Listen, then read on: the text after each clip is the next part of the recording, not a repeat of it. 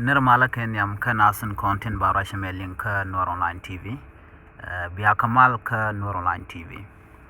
Kan konore rajadana banlat ka kui gambe la karikin content waktin and sama de jogano jin ku subscribe ke nyoka kanasan ko ken. Ko biladan kona banon ka Nur Online TV bikan shamala shubkaji bi goro no jin vi notification bell bijatwany. Ko bilar titi bikan shamala shub. En la rabani ga jan gwasa ma reg mi chitogan wala rewika gambela shala do sha turbiyaden content jen ka new land tin chan rushon shaga kapchong ka zero let ka bella ke gwasa danen tie ka police tabia agenda na balinga jan gwasa me nguma ka ba ka chonga je ke ka ngana ka chongone bane ka linkel mika bar ke ka nuare bu kono shuling de jogono nywaka ni ko ken ko bilerma ba kulu shoblodu agwa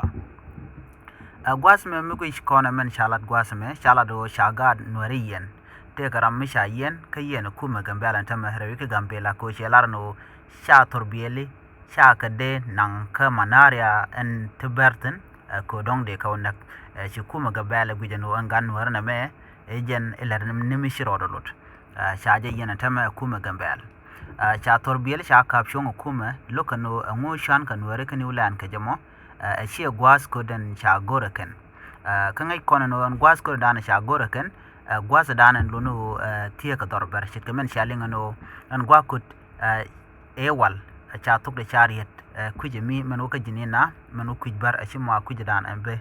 kunware ashang shi jena no ba en manaria mi telamu gorken no den wade ko tin ko ngai ka jen wala no la kana ka tin shi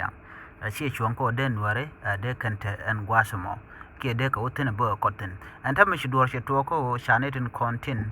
cha torbiyeli shaka shon ko te ka ne tin nanka te de nanka nozun ke de nan kujemi to ka lara to ka joka to ka makoi to wona ka wantwa kane to kan dial an torbiyel kon cha shon ka newland ka bus station sharial kana won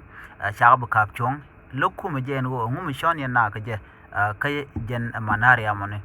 ku kum lo goro ibna bu go trek gwasmi mo china feel no de tegna da gwatin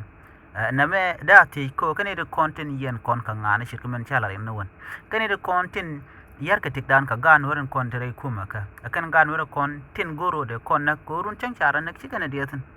ana da liu bu ko lan nyinken telm do dien melet kana antam ngum le rod nuari goro je no de ka ben gwa kel kore ga me che ko shop ne re yen na ano ba ne titelot chikanedin konti lamen wa ka jaka u buko ka manare gan wore tinakna teniken shang katala melel kana ka tama ko kana wiya kude ka manare ana mo she chuang anyo ram la no ichana shagde nang tong mi ko ba ko nak yen kana ngum gor kana kan kon ka kon koned konti la gan wore tin konti no go den wade gete ateje na me kaka ngane kane ti yar ko den wore de gete gane ne ti gorje gwano de ka gwish ka do brande gwish ka dufin kona lat ka ruden rewi ka gambela ne me ejere ga dande ilinga jan gwasmen go cha torbiyel to cha kapchong ko cha gor no buka wo gwasan dana de ko tin shet ke nurzun ke lara ke je ko ke wona ka wantwa ne me ka kan ga nuore ka ko chongone de kula wono kan no na ka nuore ke ngum tre lo aidien namo dawo kane dial kontin la liang gwata me jeri gadan chor laran tame ani biya taga mal gorjeno biya nyuwa na iti koken ko be kan leran be kan ling bye bye